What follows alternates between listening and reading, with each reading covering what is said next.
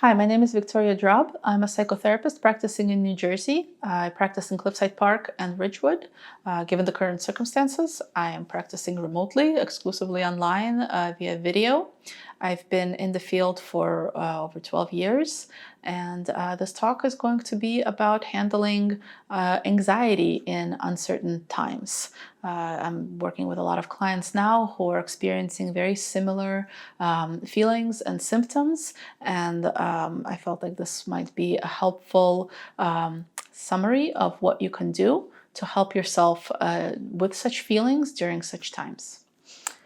So the first thing I'd like to do is I feel it really important to normalize some things for people. One of the things that I'm seeing across the board with my clients is this feeling of having to be immediately adjusted and productive to this new normal for us, right? So we all have to take a minute to recognize how much of a change everything is. Like overnight, everything we've known our entire lives, the entire world has turned upside down, right? So we really need to give ourselves a minute to recognize that this is the new normal, and it's okay to feel fearful and stressed and overwhelmed. And you can't expect yourself to just jump into this and go, okay, I know exactly what I'm going to do with work, with the kids, with the house, with my partner. There's a lot of changes going on. So give yourself a little bit of patience and understanding that this is a big deal and change requires some adjustment.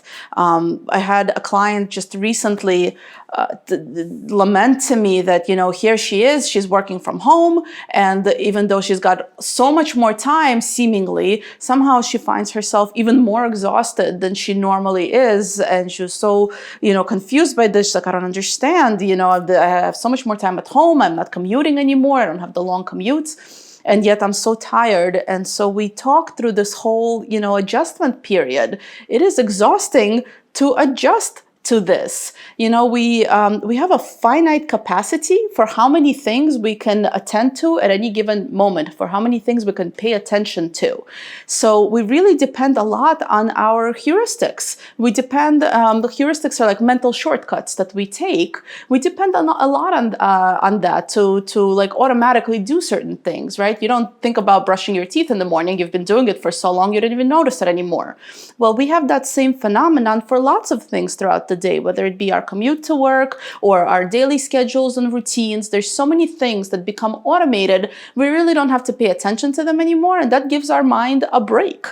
Well, here, everything has changed. So now, like it or not, we have to pay attention to every single thing, and that is exhausting. Everything we do, the way we behave, everything we touch, right? Who we interact with, where we're going, who's going to be there, do we have enough protection? Every single, what used to be mundane element of our daily life suddenly requires extra attention and caution. And so all of this is really tiring, to have to pay attention to all these new things, as well as keep the old stuff going, the old routines. So let's just all take a minute to normalize the fact that this is crazy and it's going to take some adjustment, and it's okay to feel overwhelmed at this time. So the next thing that warrants normalization is negative feelings. We have this preconceived notion that negative feelings are inherently bad. All of them are bad. And when we feel negative feelings, sad, angry, upset, frustrated, overwhelmed, anxious, we must immediately rid ourselves of the feeling. Well, let me tell you that negative feelings are actually a positive thing. They are productive and useful to us and highly beneficial. We have the full range of emotions for a reason, and we have a problem when we can't express and experience that full range of emotions. Negative feelings help us avoid danger and make meaningful changes that help us move along, right? So we don't want to rid ourselves of negative feelings necessarily. In fact, what we would want to do is acknowledge them and then work with them instead of try to suppress them. Ultimately, the more you try to suppress any feelings, negative or otherwise, the more they're going to come out in unhealthy ways. So if you can't let them out in a healthy way, they will come out in an unhealthy way. This talk is specifically about anxiety. That's the predominant feeling that's being experienced across the board nowadays. So what is anxiety? Anxiety is a feeling of worry. It's a fearfulness. It's not always justified. Sometimes you can have the feeling of anxiety without necessarily knowing what you're anxious about. And anxiety arises from a loss of control a lot of times. So everything about us nowadays feels like out of control. And so it's normal, again, normalizing the feeling here, it's absolutely normal to experience, especially nowadays, fully warranted to experience feelings of fear and anxiety and worry and even dread sometimes, and even depression sometimes, and sadness, because everything is so up in the air and uncertain and so new. You know, we're battling something we've never had to deal with in our lifetime before. We don't know the trajectory of this thing. So anxiety is the preeminent word of the day and feeling of the moment that arises from that excessive worry. Anxiety manifests in a whole lot of different ways. I broke it down into 4 different ways, into emotional ways, cognitive ways, the physical manifestations, and then behavioral. So I've put together a nifty list of some of the symptoms you might experience as a result of anxiety. So emotionally, we experienced well, first of all, we experience impaired emotions. So, you know, irritability and restlessness, excessive sadness. We might experience isolation, you know, in addition to the fact that we're isolated at home, you might find yourself just withdrawing and isolating from society as a whole, maybe not wanting to be as social even on the phone with people or even with the people in your household.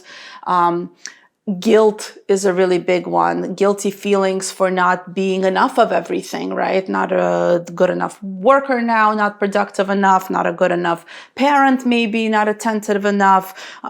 So guilty feelings abound. And then ultimately, anger is a really big one, because when we have trouble expressing our emotions, especially, very frequently they result in anger. Anger is something that we're all very familiar with. And so the more we suppress any sort of other emotions, they do tend to bubble up as anger ultimately, when we all know that feeling of just, you know, enough things pile up and then there's the straw that breaks the camel's back and we explode in an angry fit. Cognitively, you might have trouble remembering things. You might have trouble concentrating, making decisions, finding yourself confused throughout the day. And one of the ways that it manifests a lot, especially with anxious feelings, and then people who do experience anxiety regularly, you might find ruminating thoughts, where your mind goes off on these catastrophic, horrible thoughts, and it spirals, you know, from one awful thought to the next awful thought until just everything becomes really terrible and dark and bleak. So we call that ruminating thoughts. And later in my talk, I'll give you some strategies to help yourselves out of that spiral. Physically, so there are, like many mental health issues, we do experience them physically as well. Mental issues do manifest physically. So physically, you could experience restlessness, fatigue, you know, like I mentioned earlier, you know, the feeling of being exhausted all the time, increased muscle aches and soreness, stomach aches, headaches are very common to anxiety. Gastrointestinal issues in general are very common to especially anxiety disorders. Worsening of any chronic health problems you might already have, you might find them worsened if you're in a state of anxiety. Yeah, so just a general physical discomfort from your norm.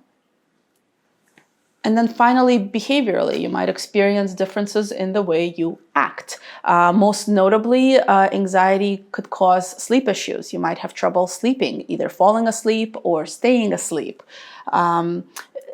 Anxiety can also exacerbate the use of drugs and alcohol. If you happen to have issues with that to begin with, anxiety absolutely exacerbates those urges.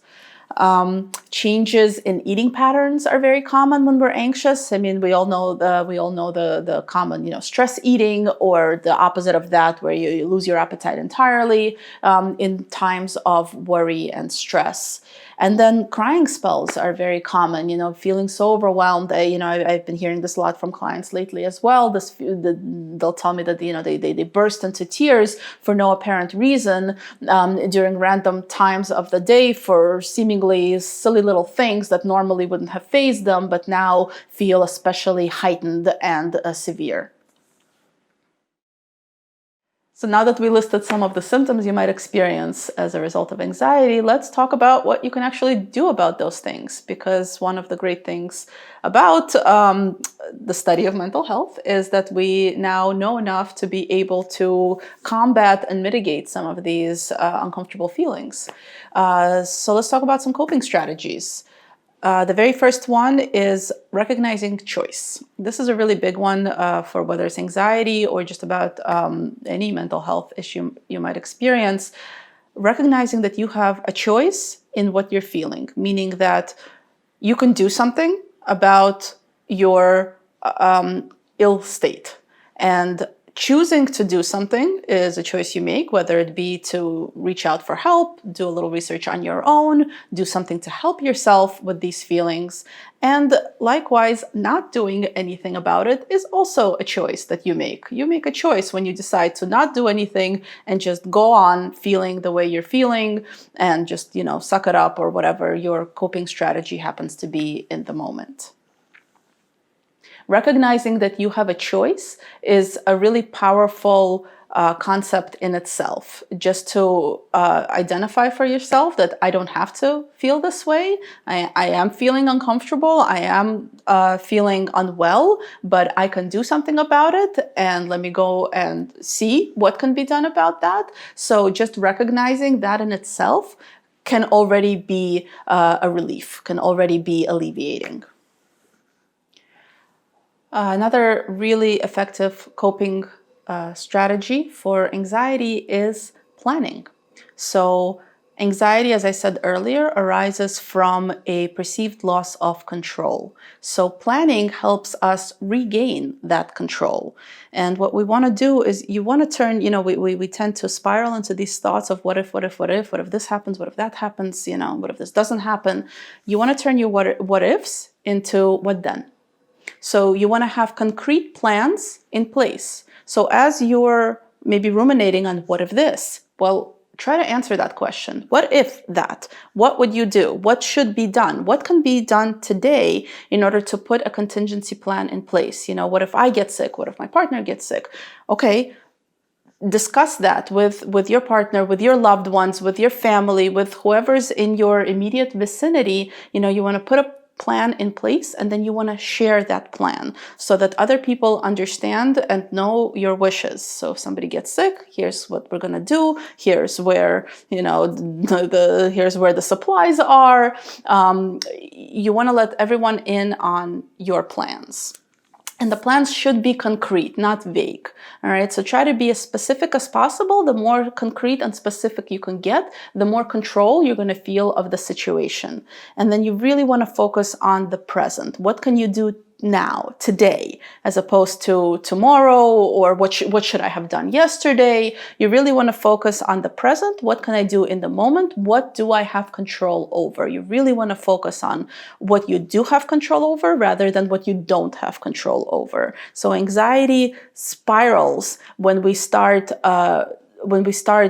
ruminating on all the things we don't have any control over. What if this virus keeps going? What if it never ends? What if it's, we have no control over those things, but we do have control over our immediate vicinity, over where we go, who we interact with, and what's going to happen in various scenarios in our lives. So really focus on where do I have control, and let me use that to my advantage. This next coping strategy that I'm going to suggest to you might seem incredibly obvious and also really, really difficult, but mandatory. Limit your news and social media. If you are feeling anxious, if you're having a hard time day to day, moment to moment, limit the news and the social media. Limit it to, a certain amount of time, no more than an hour. I know it feels like the news are changing at breakneck speed, but they're not. If you can get in an hour of news a day, you'll be fully well caught up before the next day. Try to limit your news to earlier in the day, not right before bed when you're bound to be, when anxiety spikes even higher, because by the end of the day, we're also tired and that exacerbates the anxiety. And just before we go to sleep, that also tends to be the time when our mind starts combing through all of the things that worry and bother us. So you really don't want to expose yourself to that before bedtime.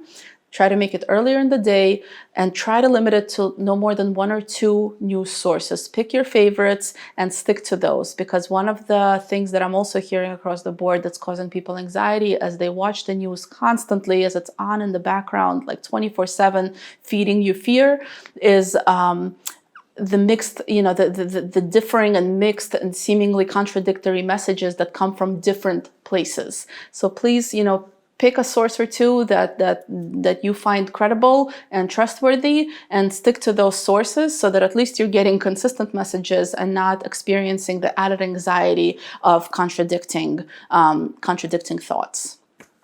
Also, importantly, we all know that the news tends to be bad all the time, even not in times like now. News reports tend to be bad. That's what sells. That's what's interesting. That's the drama. So again, if news is causing you a lot of anxiety, make a point to look for good news. It does exist. There is good news. There are breakthroughs. Even in this horrible situation, there are positive and optimistic things that are happening even in the midst of all of this.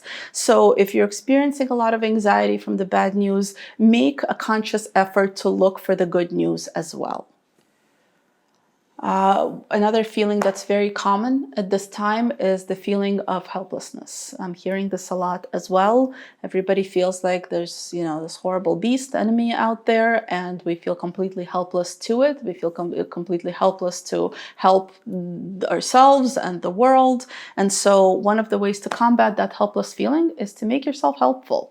Making yourself helpful is a win-win. You're helping yourself because it alleviates the feeling of helplessness, and you're helping, whoever it is you're helping, whether it's your next door neighbor, maybe checking in on them to see that they're okay, your family members, maybe, make a donation to organizations that you feel are worthy and on the front lines, make donations to your local hospitals. They certainly need all of our assistance. Make yourself helpful somehow. That gives us a surge of endorphins. It makes us feel good. It makes us feel like we're helping and we're being part of it. Hobbies. This is one I talk about a lot with my clients, even in good times, the importance of having hobbies. Now more than ever, as we're spending a whole lot of time isolated and isolating and, fearful of the world outside, it's very important to engage ourselves physically, to engage ourselves mentally, to do something that we find pleasant and productive. So, engage in hobbies, whether they be old hobbies or develop some new hobbies. It really doesn't matter, knitting, music, cooking, gardening. There's a slew of options that we can engage in right in our homes every day. And I always encourage my clients to choose hobbies that engage your hands as well. So while it's totally fine to, binge Netflix on the couch for hours on end, if you're experiencing anxiety, that might be to your detriment, because that leaves your mind to wander and focus and ruminate on all of the negative thoughts that further give you anxiety. So when you're doing something with your hands, it helps your mind focus on the task that you're doing. Keeping yourself busy with your hands also helps relieve your mind of other thoughts and helps you focus on something else. Another seemingly obvious but often forgot coping strategy is make room for humor. You know, watch funny movies, read funny books, share jokes, even dark humor in these times. Watch stand-up comedians. They're all the rage these days. There's some great ones out there. Humor is medicinal. Engage in it, enjoy it, seek it out. Force yourself, don't force yourself, but find opportunities to laugh with friends, with a good old movie, anything uplifting. Finally, the last strategy I'm going to leave you with here is to reach out to others. Even though we're socially distancing, we don't have to distance ourselves emotionally.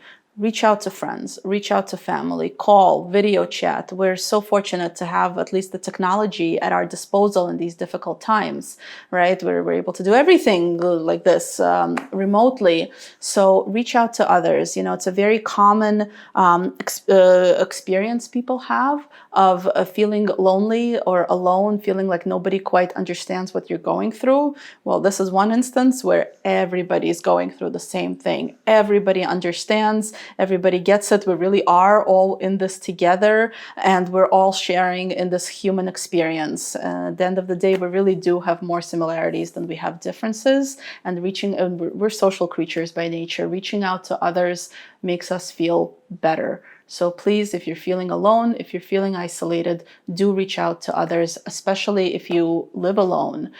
It's especially important to do so.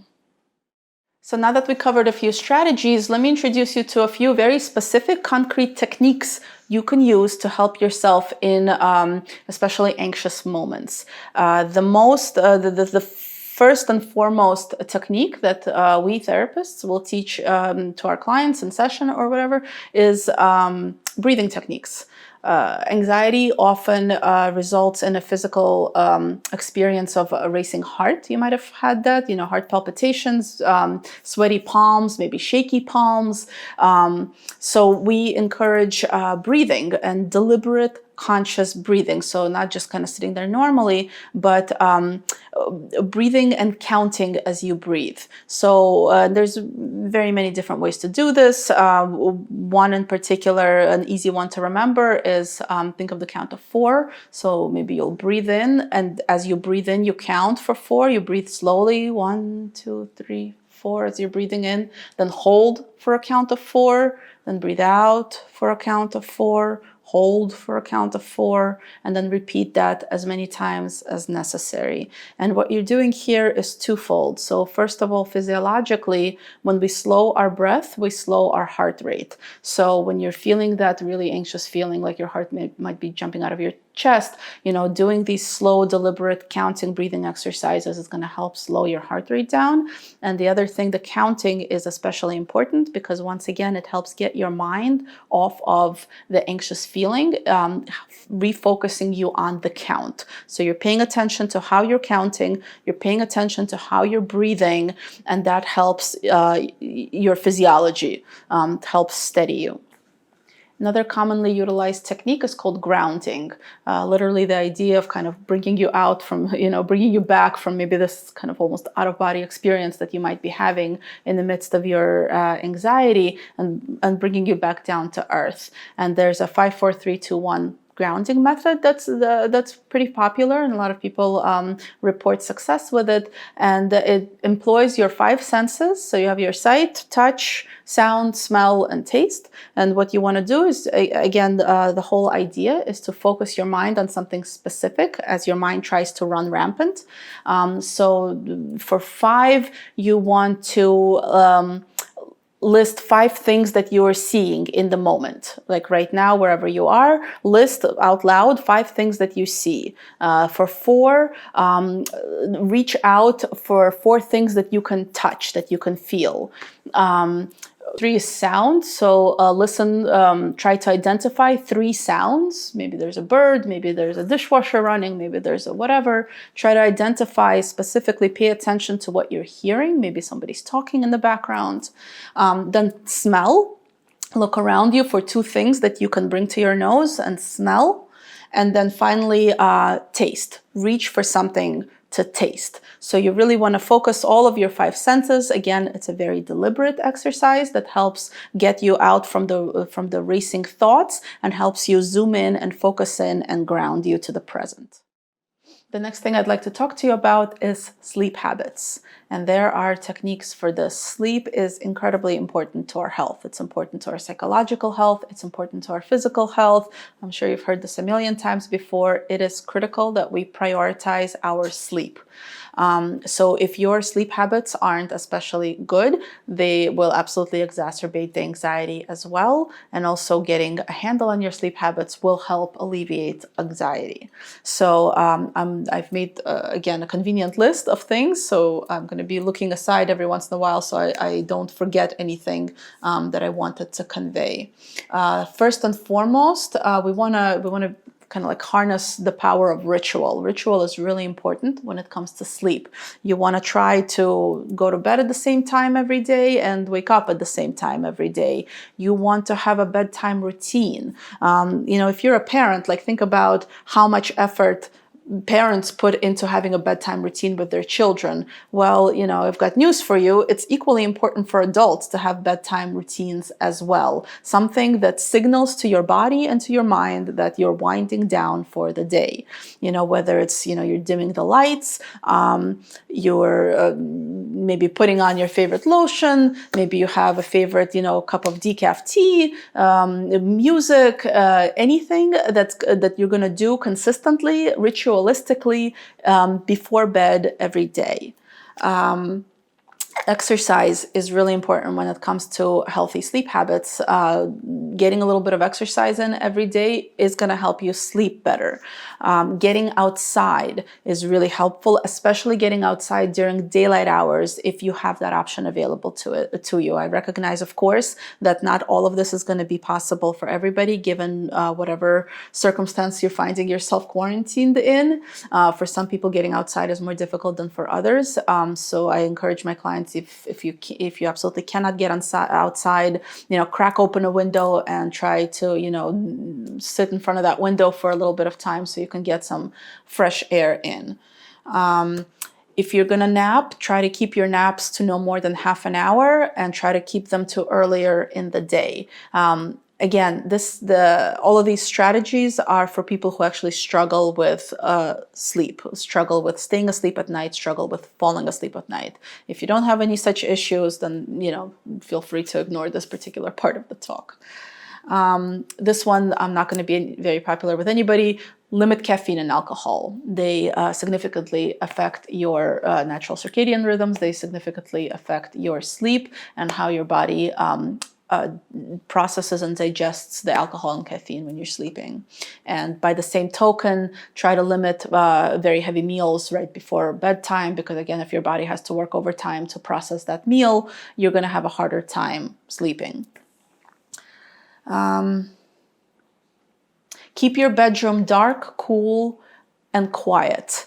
And there's also some studies that show keeping your bedroom clean also helps to get a good night's sleep. There's some indication that shows that having an uncluttered space makes for an uncluttered mind. And so, that's a good strategy to try as well. But certainly dark and cooler, we sleep better in cooler environments. And as quiet as you can muster, again, given wherever it is that you're sleeping. Perhaps the use of some assisting devices like earplugs, if you happen to live in a noisy city, or maybe you live with a lot of children. If you can help yourself dull some of that noise, that could be helpful as well. And then, of course, the big one is avoid electronics before bed. Again, another one of those obvious ones that all of us are incredibly guilty of. But again, if you're really struggling with sleep, this is a biggie. You really want to turn off all devices, TVs, computers, phones. You want to turn them off at least an hour before bedtime. With the phones, especially, put them out of arm's reach so that you don't, you don't have the urge to reach for them. The light from the devices distracts disrupts our natural circadian rhythms. The stimulating information coming out of them prevents us from being able to lull ourselves to sleep. We encourage instead, pick up a book, a magazine, maybe even draw, a journal, whatever it is that you find pleasant and calming. Those are the activities you want to engage in. It may be in bed or just before bed, certainly not the devices. For anxiety, meditation can be incredibly helpful. I know a lot of people struggle with meditation. It seems very weird and uncomfortable if you've never done it before. But again, the issue with anxiety is it tends to have us focus a lot on the fears, usually of the future. And so, there's a popular proverb. I forget who said it, but something along the lines that, depression is living in the past and anxiety is living in the future, and peace is being able to live in the present. And that's the goal, the point of meditation, is to bring you to the present so that you can live in the moment, in the now. And nowadays there's amazing apps that help you, guided meditation, where you can listen to a few minutes a day, and there's a really soothing voice that helps you with your thoughts, helps you breathe, kind of guides you through the whole meditative process. I know the ones that are really popular nowadays, there's Headspace, which is a really good one. In fact, I've been reading very positive and encouraging news that a whole lot of companies have actually purchased Headspace accounts for their employees to help them through these difficult times. There's Headspace is one. I think Calm is another really popular one that's well reviewed. As far as I know, there's a ton of them. I'm sure they're all fine. They're all good. Find one that works for you, that you like. Whatever works for you is the right one. All right. So, but the point is that meditation does help a lot with grounding and with anxiety. And to that same notion, one of the things I recommend a lot for my clients, I was going to go into exercise next, as being a really powerful tool for anxiety. Exercising really does help alleviate anxiety. It doesn't have to be especially stringent. It doesn't have to be especially taxing to the body. Even a brisk walk, walking around your living room, even, if you can muster some jumping jacks, anything to kind of get your heart rate up a little bit, move. But one of the things that's really wonderful for anxiety is yoga. And for the same reason, yoga is a very meditative practice. There's a lot of focus on the present. There's a lot of focus on your breath, on breathing, on very deliberate, focused movement. And so yoga is especially wonderful for anxiety. Another really helpful technique, a useful technique, a very simple one, and that's great to reach for in a bad moment, is the use of mantras. So the most famous one that we all know, which is quite effective, is "This too shall pass," reminding yourself that the moment you're in isn't going to last forever. It's temporary, and there will be another moment later on, hopefully a better one. There's a slew of mantras and wonderful positive sayings out there. I encourage my clients who respond to words. Some of us are more prone than others to be very responsive to words. If you find yourself maybe especially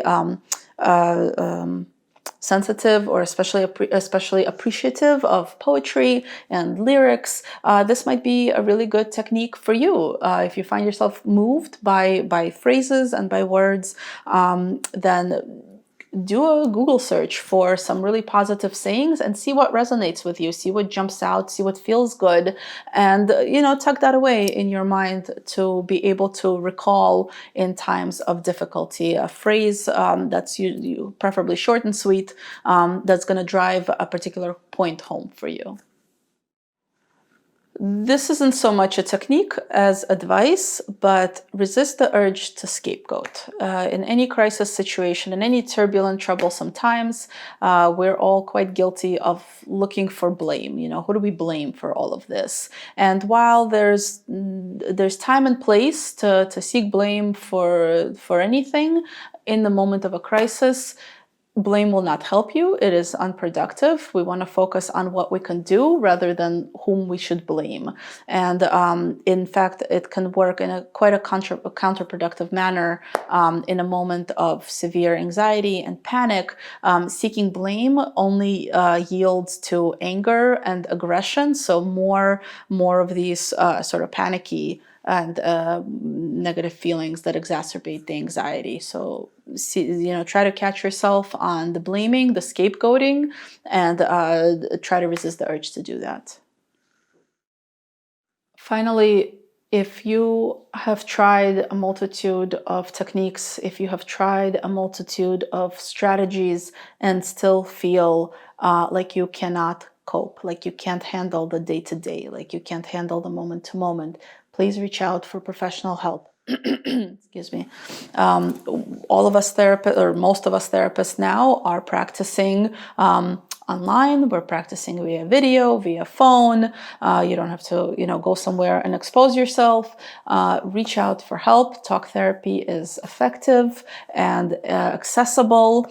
You want to look for a credible, licensed professional. I'm going to put up a list on the screen of the different types of licenses that you want to look for. You want to look for at least a master's level clinician or a PhD level clinician. And then, of course, if that too doesn't help, talk to your physician about whether medication might be helpful and right for you. Talk to a physician, talk to a psychiatrist.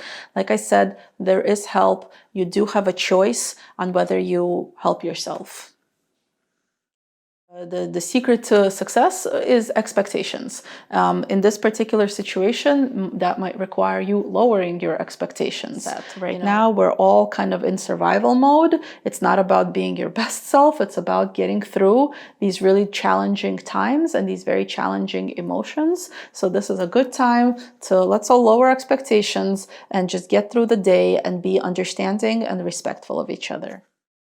A final tip I'd like to leave you with from what I'm hearing from my clients, a very relevant and present concern is how do I remain productive and focused at work in maybe in a chaotic household?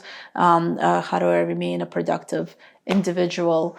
And the again, common misconception is that you have to focus on being productive first, and then that will alleviate the fears you feel about it. When really the reality is it works the other way. You have to focus on your health first. You have to focus on mitigating your anxiety. You have to focus on ensuring some happiness and peace in your life, and that is what's going to make you a more productive individual, not the other way around.